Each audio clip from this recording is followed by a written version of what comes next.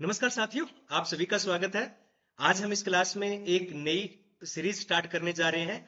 MCQ mega MCQ series UGC net और assistant professor exam के लिए यूनिट वाइज। तो आज उसकी ये पहली क्लास है।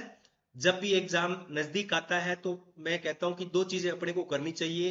एक, जो भी हमने नोट्स बनाए हैं उनकी रिवीजन होनी चाहिए और ज्यादा से ज्यादा ऑब्जेक्टिव टाइप क्वेश्चन हल होने चाहिए।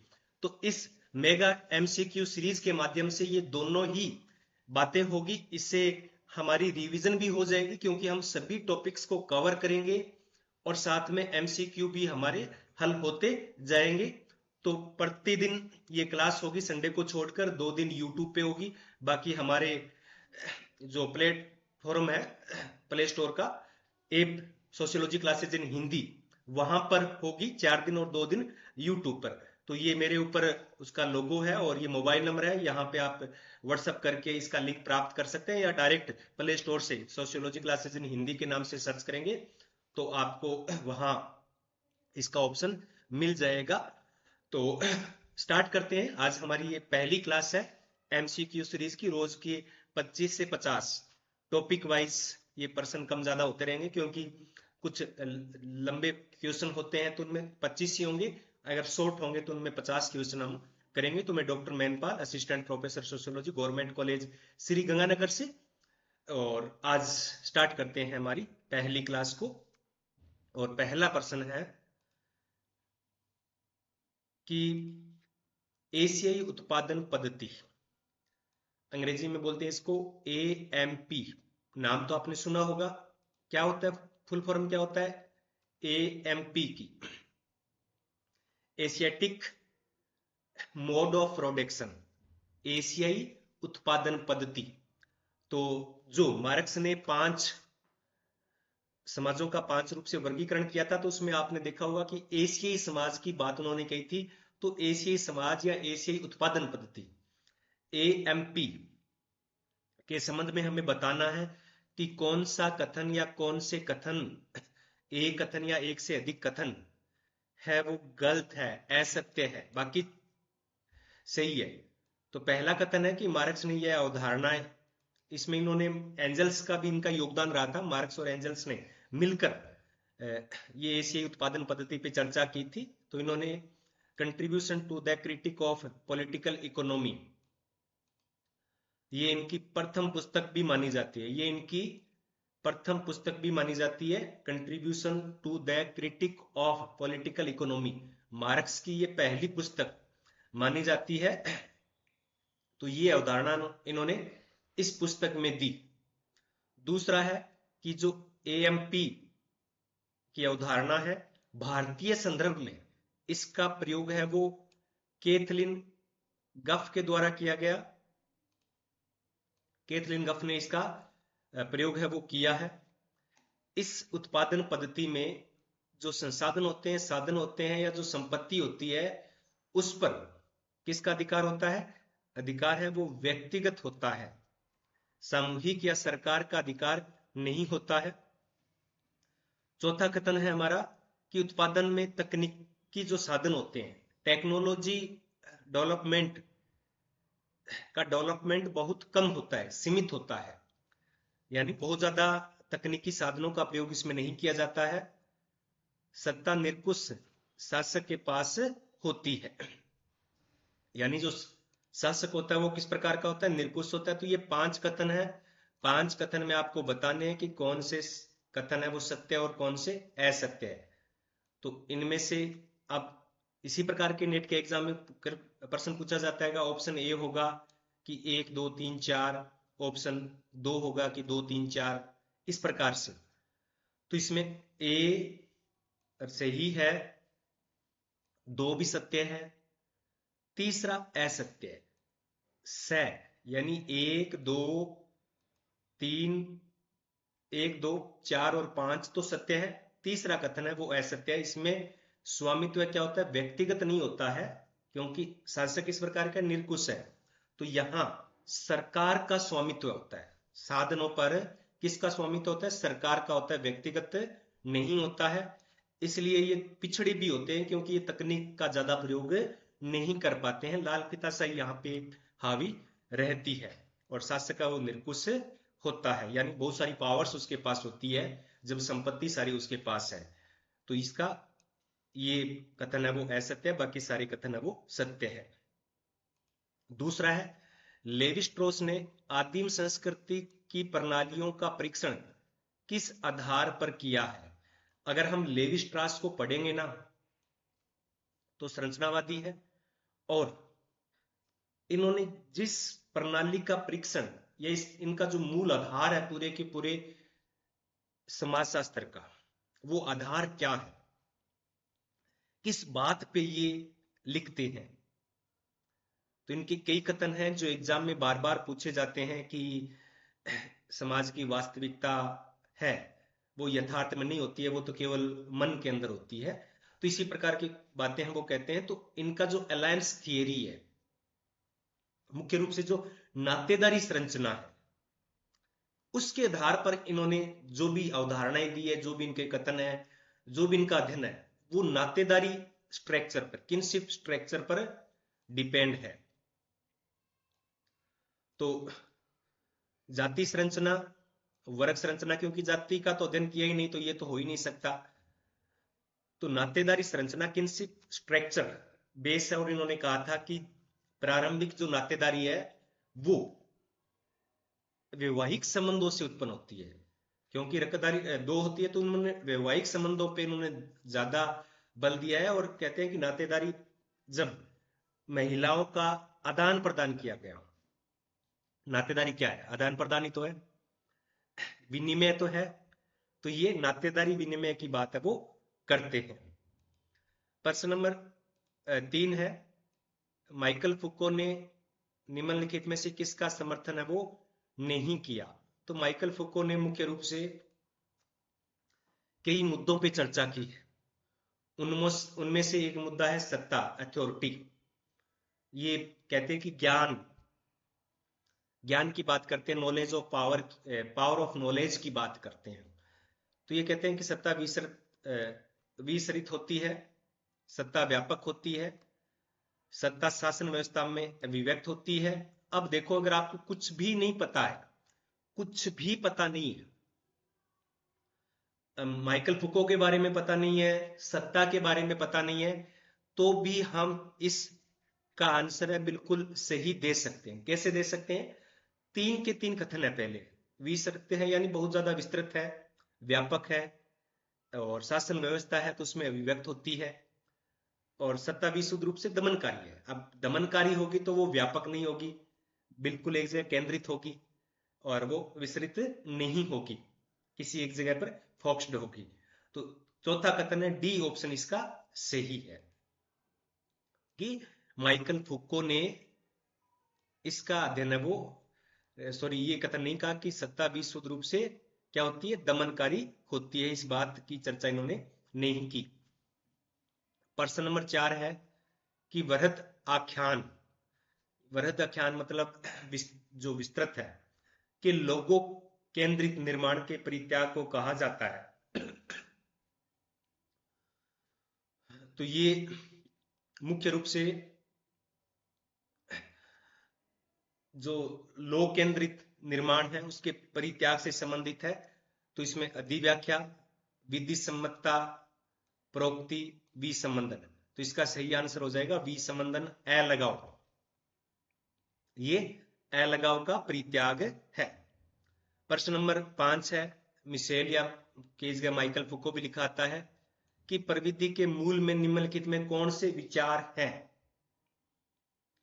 कौन से विचार है? माइकल फुको अगर आप पढ़ा है तो अपने को अच्छी तरीके से पता चल जाएगा। जिनोलॉजी ऑफ पावर की ये बात करते हैं, माइक्रोपॉलिटिक्स ऑफ पावर की बात नहीं करते, आर्कियोलॉजी ऑफ नॉलेज इनकी प्रमुख पुस्तक है, power at the societal level, तो ये इनकी अवधारणा नहीं है। तो जिनोलॉजी ऑफ पावर और आर्कियोलॉजी ऑफ नॉलेज, ये तो इनकी सबसे प्रसिद्ध पुस्तक है, archaeology of knowledge, genealogy of power. अगर आपको इनको डिटेल के अंदर बताना है, क्योंकि मैं यहाँ थोड़ा सा आपको हिंट दूंगा ये किससे रिलेटेड है, अगर आपको डिटेल में पढ़ना है तो आप यूट्यूब पे या जो हमारा पेड कोर्स है वहां पे डिटेल क्लास है हमारी, तो वहां से जाके आप इनको फुल डिटेल में पढ़ सकते हैं, क्योंकि यहाँ इतना संभव नहीं है। यहाँ तो बस थोड़ा सा हिंट दे सकता हूँ कि हाँ ये इस यहां से क्वेश्चन है वो उठाया गया है। तो 1 और 3 है, तो बी ऑप्शन है वो क्या है, सही है। प्रश्न नंबर 6 है, प्रकार्यात्मक विश्लेषण में मर्टन के अनुसार निम्नलिखित में से कौन से आधार तत्व है। जो मर्टन ने प्रकार्यात्मक विश्लेषण किया था, व्यवस्थित प्रकार्यवाद दिया था, उसके अंदर उन्होंने एक पैराडाइम की बात कही थी। किसकी बात कही थी, पैराडाइम के अंदर जो उसमें 11 आइटम है वो लेते हैं, मॉडल बनाया था। तो उसमें बहुत सारे तत्वों की बात करते हैं, प्रकार्यात्मक एकता की बात करते हैं, सार्वभौमिक प्रकार्यवाद की बात करते हैं, अपरिहार्यवाद का भी इन्होंने जिक्र किया है। ये सब अलग अलग दिया है। अपरिहार्यता मेलोन्स की करते हैं, रेडफील्ड ब्राउन ने इसको अलग तरीके से प्रस्तुत है वो किया है। तो इसके अंदर इन्होंने कई चीजें हैं, वो कुल 11 आइटम थे वो रखे थे, जिसमें प्रकार्य, दुष्प्रकार्य, अप्रकार्य, इन सब की चर्चा है वो की है। तो ये इसमें एकीकरण की बात नहीं करते हैं। आवश्यक आधार तत्व देखो एकीकरण है, प्रकार्यवाद का मतलब ही एकीकरण है, लेकिन मर्टन ने इसका अपने विश्लेषण में जिक्र नहीं किया। आगे है, निम्नलिखित प्रकार्यवादियों को जन्म के कालक्रम अनुसार। देखो ये क्वेश्चन आया था कि उसमें इनके योगदान के कालक्रम में पूछा गया था। तो यहां है कि इनके जन्म के कालक्रम के अनुसार अपने को बताना है। तो इनमें से देखेंगे तो इमाइल दुर्खिम है वो पहले, सबसे पहले प्रकार्यवाद की चर्चा है वो इमाइल दुर्खिम के द्वारा की गई थी। उसके बाद में किनके द्वारा की गई है, ब्राउन के द्वारा की गई है। सॉरी, ब्राउन का जन्म हुआ था 1881 में। फिर मेलोवंस्की का जन्म हुआ था 1884 में। फिर पार्सन्स का जन्म हुआ था 1902 के अंदर। फिर मर्टन का जन्म हुआ था 1900 लगभग 9-10 के अंदर हुआ था। तो ये इनका हो जाएगा सी, पहले ऑप्शन में सी है वो पहला हो जाएगा। तो अपने को ज्यादा माथापच्ची करने की जरूरत नहीं है। तो CABED ये इनकी जन्म का कालक्रम अनुसार है। एक क्वेश्चन आया था, ये थोड़ा सा डिटेल में देखना है कि किस चीज के बारे में पूछा जा सकता है। हो सकता है इनकी बुक्स के बारे में पूछ लिया जाए, क्योंकि आजकल काफी डीप क्वेश्चन है वो पूछे जाते हैं। तो हमें प्रत्येक चीज को ध्यान से है वो देखना पड़ेगा। अब इसी प्रकार संरचनात्मक प्रकार्यवाद उपागम का प्रयोग करते हुए भारत में कौन सा अध्ययन है वो किया गया है। तो 4 स्टडीज है वो आपके सामने, बताइए बताइए कि कौन सा इसमें सही होगा। ABCD में से कौन सा है वो ऑप्शन सही है। देखो, social background of Indian nationalism, present movement in India. अब यहाँ पे संघर्ष की बात की गई है, राष्ट्रवाद की बात की गई है, तो ये मार्क्सवादी दृष्टिकोण है। AR देसाई ने मार्क्सवाद पे चर्चा की है। ये DN धनागरे है, उन्होंने भी मार्क्सवाद से इस पुस्तक को लिखा है। और डाइवर्सिटीज DP मुखर्जी की है, वो भी मार्क्सवादी है।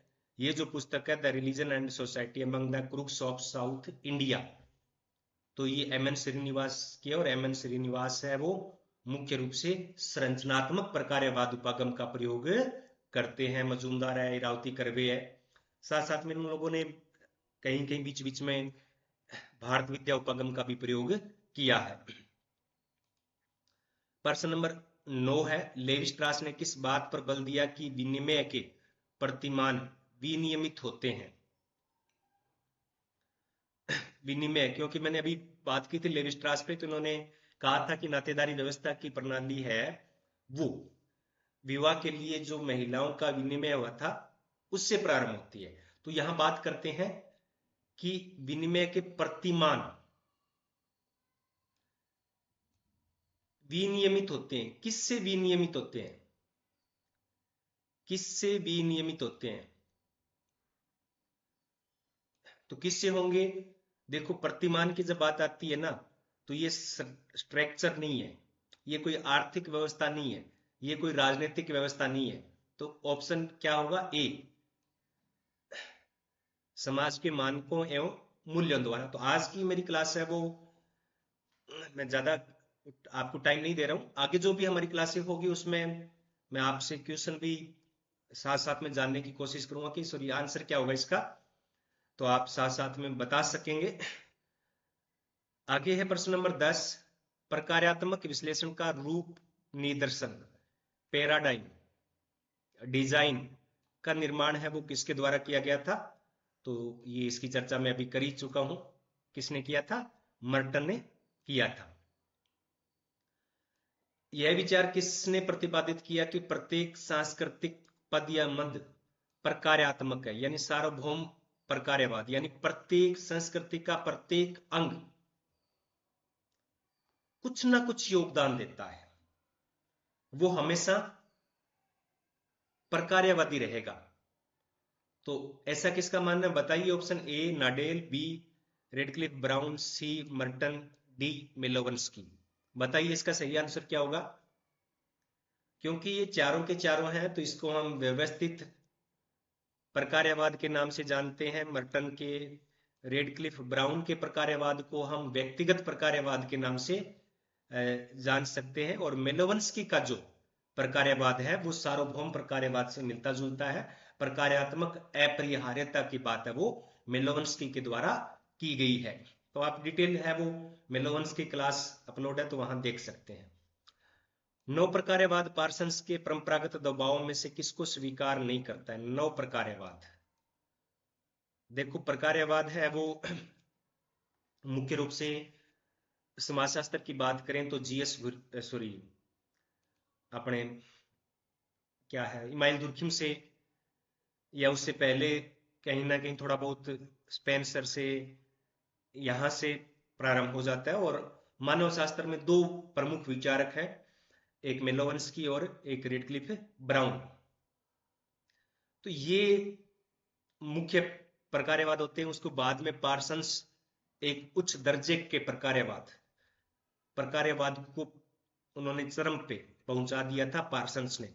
फिर मर्टन आए, मर्टन ने इसको थोड़ा व्यवस्थित कोशिश की और कहा कि नहीं, संस्कृति का प्रत्येक तत्व है वो योगदान नहीं देता है, कभी कभी नुकसान भी करवा देता है। तो उन्होंने प्रकार्यवाद दिया। तो अब बात आती है कि जो बाद में नौ प्रकार्यवाद आया तो उन्होंने विशेष रूप से जो पार्सन्स है उसकी थ्योरी को स्वीकार नहीं किया और उसमें कुछ सुधार किया। तो देखो प्रकार्यवाद क्या है, एक छोटे स्तर पे नहीं देखता, एक बड़े स्तर पे देखता है। तो व्यक्तित्व है, संस्कृति है, समाज व्यवस्था है, इनमें तो ये चेंजिंग करता है। लेकिन ये कहता है कि नहीं, वृद्ध क्रिया है इसको ये स्वीकार नहीं करता है नव प्रकार्यवाद। तो जो जो प्रकार्यवाद की कमियां थी नव प्रकार्यवाद की के जरिए उनको दूर करने का प्रयास किया। और नव प्रकार्यवाद के जनक कौन है? नव प्रकार्यवाद के जनक किसे कहा जाता है? अलेक्जेंडर को कहा जाता है। तो इन्होंने इसमें संशोधन करने का प्रयास किया। तो संरचनात्मक प्रकार्यवाद से संबंधित समस्या नहीं देखी इन्होंने। तो वो कौन सी समस्या नहीं देखी? इन्होंने प्रति व्यक्तिवाद का देखा, रूढ़िवाद का देखा, आदर्शवाद के तौर पे समस्या देखी। लेकिन एकीकरण, तो नव प्रकार्यवाद भी कहते हैं कि एकीकरण अत्यंत है वो बना रहता है। प्रश्न नंबर 14 है कि निम्नलिखित में से कौन तथाकथित है वो फ्रैंकफर्ट संप्रदाय से क्रिटिकल जो आइडियोलॉजी है उससे रिलेटेड नहीं है? तो मार्क्यूज, हेबरमास, आर्खाइमर, ये सब है, ये तीनों हैं। अलेक्जेंडर अभी हमने जस्ट बात की थी, ये क्रिटिकल या फ्रैंकफर्ट संप्रदाय से संबंधित नहीं है, ये नव प्रकार्यवादी है। ये सब के सब इनको हम कह सकते हैं नव मार्क्सवादी। नव मार्क्सवादी, हम मार्क्सवाद की ये क्रिटिसिज्म इसको करते हैं मार्क्सवाद को, और उसमें कुछ सुधार करने का प्रयास है वो इनके द्वारा किया जाता है। आगे है 15 नंबर प्रश्न कि निम्नलिखित में से कौन सी पुस्तक है वो एडवर्ड सेड या सईद की नहीं है? देखो अब की बार मुझे लगता है कि इस यूजीसी नेट के एग्जाम में एडवर्ड सईद से क्वेश्चन पूछा ही पूछा जाएगा, क्यों पूछा जाएगा? क्योंकि अभी फिलिस्तीन और इजराइल के बीच में युद्ध चल रहा है, तो एडवर्ड सईद एक प्रमुख फिलिस्तीनी दार्शनिक है, तो उस संदर्भ में किया जा सकता है। तो जैसे कि ये इनकी पुस्तकों के नाम शायद आपको कुछ आइडिया हो जाए, जैसे द क्वेश्चन ऑफ फिलिस्तीन या पैलेस्टाइन, तो ये फिलिस्तीन का क्वेश्चन है, इस पे इन्होंने विस्तार से चर्चा की है। और तो आप हमें बताना है कि इनका सही ऑप्शन क्या होगा। यानी ये 4 ऑप्शन है, तो 4 पुस्तक है, इनमें से एक पुस्तक है वो एडवर्ड सईद की नहीं है। तो beginnings, orientalism, structure of thinking, the world, the text and critic और द क्वेश्चन ऑफ फिलिस्तीन, इन पांचों में से कौन सी एक पुस्तक है जो एडवर्ड सईद की नहीं है? आप बताइए। इनको छोड़ दीजिए, इनको छोड़ दीजिए, आप तो इन में बता दीजिए। 1 2 3 4 5 ऑप्शन आपके सामने है, तो कौन सी है जो इनकी नहीं है? थोड़ा गौर से देखिए, इससे हमारी रिवीजन भी हो जाएगी। इसीलिए इंपॉर्टेंट है, क्योंकि लास्ट के दिनों में केवल और केवल 2 ही कार्य करने होते हैं। एक तो हमें रिवीजन करना होता है और दूसरा हमें क्या करना होता है? ऑब्जेक्टिव टाइप क्वेश्चन होता है, तो उससे दोनों ही चीजें हमारी है वो हो जाती है। तो ये तो इनकी मुख्य पुस्तक थी, प्राच्यवाद और the world, text and the critic, beginnings, ये है। तो the structure of thinking, the structure of thinking है वो इनकी पुस्तक नहीं है, बाकी चारों पुस्तकें इनकी है। अकेंद्रित यानी एनफोक्स्ड अंत्यक्रिया इंट्रैक्शन, और केंद्रित यानी फोक्स्ड इंट्रैक्शन के रूप में सामाजिक अंत्यक्रिया का वर्गीकरण किसने प्रस्तुत किया? तो जो अंतरक्रिया है, तो मैक्स वेबर है या मार्शल है, गॉफमैन है, मर्टन है? तो सही ऑप्शन क्या होगा? सही आंसर क्या होगा? बताइए फटाफट। Max Weber, T H. Marshall, Irving Goffman और आर.के. मर्टन। तो सही आंसर क्या होगा? Irving Goffman. इन्होंने केंद्रित और अकेंद्रित, केंद्रित होता है जब हम डायरेक्ट इंटरेक्शन करते हैं, फेस टू फेस इंटरेक्शन किया जाता है, वो क्या हो जाता है? वो केंद्रित होता है। और जो अन्य संचार कम्युनिकेशन के माध्यम से, संचार साधनों के माध्यम से किया जाता है, वो क्या हो जाता है? एनफोक्स्ड होता है। आगे सूची ए का सूची बी के साथ मिलान करना है, तो ये तो आप आसानी से कर ही पाएंगे। आदर्श और सनसेट संस्कृति है वो किनकी है? पिट्रिम सेरोकिन की। तो पहले में, अब इनका भी एक तरीका होता है, क्वेश्चन हमें करना होता है, सारे नहीं देखने होते हैं। तो ए के अंदर 2 है, तो या तो ए ऑप्शन सही होगा या डी होगा। थोड़े उल्ट पुलट हो गए। उसके बाद में अगर आप देखोगे, शायद आपको महानगरीय और स्थानीय निवासी की हमें नहीं पता है, ठीक है, छोड़ देते हैं। रुग्ण भूमिका या रोगी की भूमिका, ये किनकी है? ये टालकट पार्सन्स की हो जाती है। स्ट्रक्चर एंड प्रकार्य, तो संरचनात्मक प्रकार्यवाद इनमें से कौन है?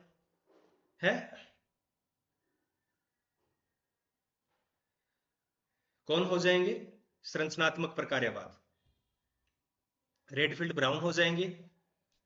तो ये हो जाएंगे, तो अब आप आसानी से इनको देख सकते हैं कि इनका सही ऑप्शन क्या है। आगे है, किस कृति में यह तर्क दिया गया है कि सभी प्रकार के ज्ञान सामाजिक रूप से निर्मित होते हैं और विशेष व्यवहारिक समस्याओं के प्रति उन्मुख होते हैं? तो देखो, अब यहाँ पे बात की जा रही है सामाजिक रूप से निर्मित होते हैं, तो हम पे अगर नहीं पता है तो भी आइडिया से हम कर सकते हैं। कई बार हमें तुक्के भी लगाने पड़ते हैं, तो उसमें सही चला जाएगा। तो सामाजिक ज्ञान की बात कर रही है, वास्तविकता की बात की जा रही है। तो यहाँ पे 4 ऑप्शन है अपने पास: the social construction of reality, phenomenology of the mind, studies in ethnomethodology और phenomenology of the social world. तो ये सूझ की हो गई 2 पुस्तकें, और ये अपने स्टडीज इन एथनोमेथोडोलॉजी गार्फिंकल की हो गई। The social construction of reality, ये बर्गर और लुकमन की है। तो ऑप्शन ए है वो इसका सही आंसर होगा। आगे है, निम्न में से या कौन सा जो थिंकर है वो गहन विवरण से संबंधित है? गहन विवरण से संबंधित है। तो इस पे अगर हम देखेंगे तो मैंने ये करवा चुका हूं, मैं YouTube पे भी करवा चुका हूं और ए पे भी है। अब थोड़ा सा हिंदी की शब्दावली में आ जाता है, इसको बोल देते हैं गहन,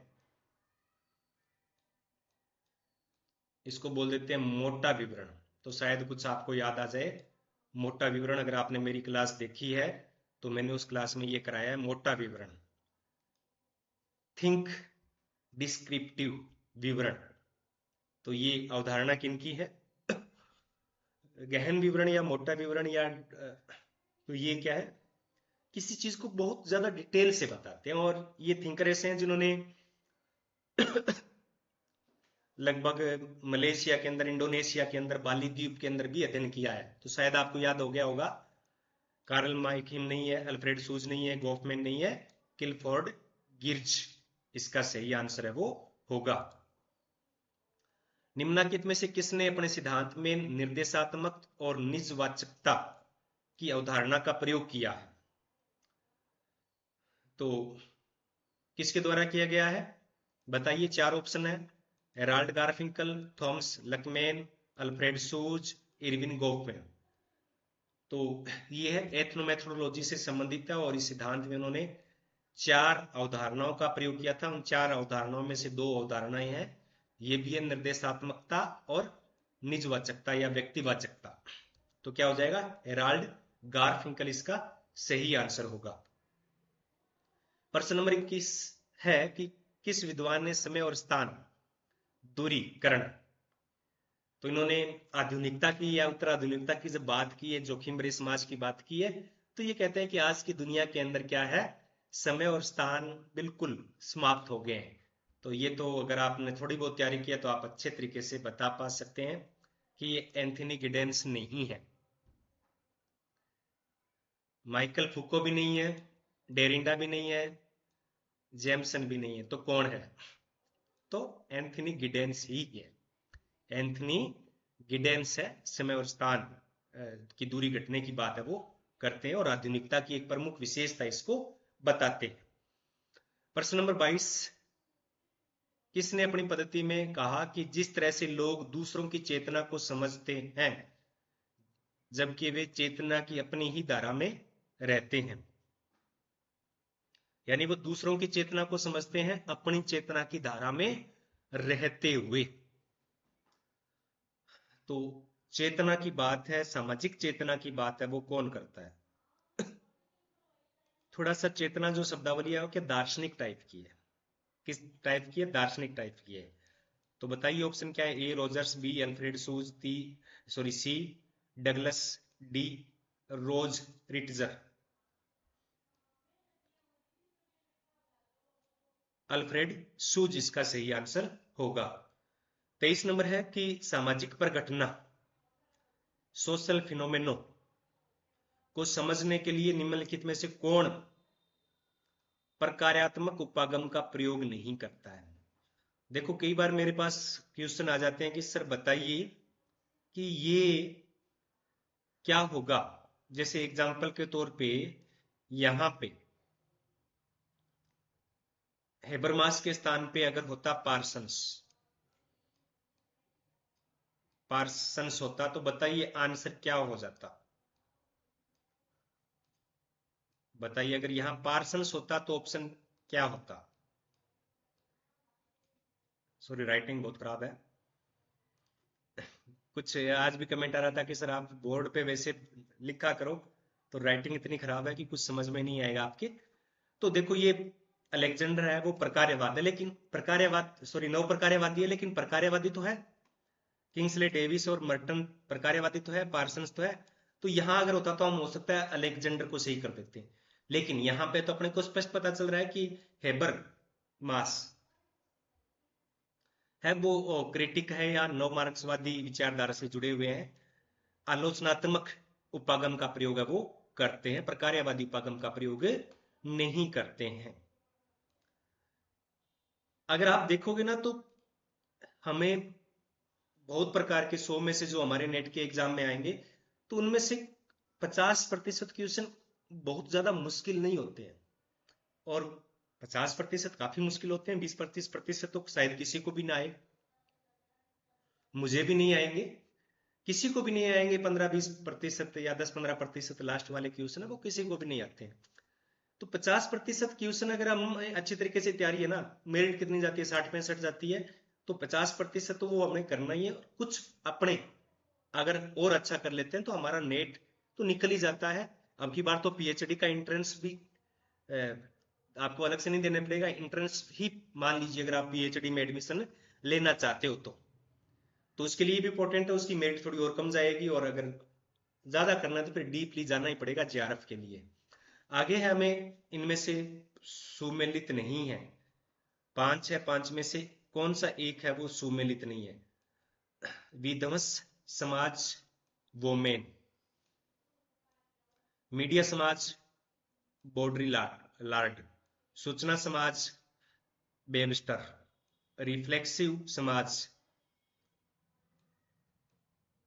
गिडेंस, हाइड्रोलिक समाज हाइड्रोलिक समाज। तो ये चारों ऑप्शन सही है, पांचवा सही नहीं है, मार्क्यूज की नहीं है। स्वचालित समाज, हिंदी में इसको कम क्या कहेंगे? स्वचालित समाज कहेंगे। स्वचालित समाज की अवधारणा किसने दी थी? सॉरी, अभी मुझे याद नहीं आ रहा। स्वचालित समाज या हाइड्रोलिक समाज, थोड़ा सा मुश्किल नाम है। क्या था? हॉट फोकल, पता नहीं, गोर फोकल, इस प्रकार का नाम है। विट फोकल, इस टाइप का नाम है। आगे है 25 नंबर प्रश्न कि मिचेल ने सामाजिक विकास के, सोशल डेवलपमेंट के कितने मानदंडों का प्रयोग है वो किया, कितने मानदंडों का उल्लेख है वो किया? 4, 6, 8, 10 बताइए सही ऑप्शन क्या होगा? तो क्या होगा? 6 मानदंडों का प्रयोग किया, जैसे शिक्षा हो गया, और स्वास्थ्य भी हो सकता है, न्याय है, कानूनी समानता की बात इन्होंने कही है, स्त्रियों, महिला सशक्तिकरण की मापदंड इन्होंने बताए हैं। तो अगर शिक्षा का बढ़ रहा है, सामाजिक न्याय हो रहा है, समानता का व्यवहार किया जा रहा है, स्त्रियों की स्थिति में सुधार हो रहा है, तो ये सब विकास के पैमाने हैं। तो 6 कुल विकास के मानदंड है वो बताया गया। आपके अगर कोई क्वेश्चन है तो आप विद ऑप्शन चैट बॉक्स में लिख दीजिए, नेक्स्ट क्लास में हम उनको हल करने का प्रयास करेंगे। तो ये आज की हमारी क्लास थी, तो जिसमें हमने कुल 25 क्वेश्चन किए। तो आज पहली क्लास थी, और आगे कंटिन्यू हम इसको करते रहेंगे जब तक एग्जाम नहीं होगा। कोशिश रहेगी पर डे, हो सकता है एक आध दिन ना हो पाए। तो आज लगभग इसमें जितने पॉसिबल होंगे 1000-1200 क्वेश्चन, हो सकता है 800 भी हो जाए, पर इतना मैं गारंटी लेता हूं कि जो क्वेश्चन होंगे उससे आपकी तैयारी बहुत अच्छी हो जाएगी। मोस्ट इंपॉर्टेंट क्वेश्चन का मतलब ये नहीं है कि जो मैं करवा रहा हूं वही आ सकता है, उससे मिलते जुलते आएंगे। और हम इन प्रश्नों में प्रत्येक जो भी विचारधारा है, जो भी कंसेप्ट है, थियरीज है, बुक्स है, उन सब को लेने का प्रयास करेंगे। तो कहां से जाएगा? सिलेबस तो हम कवर कर लेंगे, तो क्वेश्चन कहां जाएगा? आएगा ही आएगा। तो आपने इतने प्रेम से मुझे सुना, इसलिए आप सभी का बहुत बहुत धन्यवाद।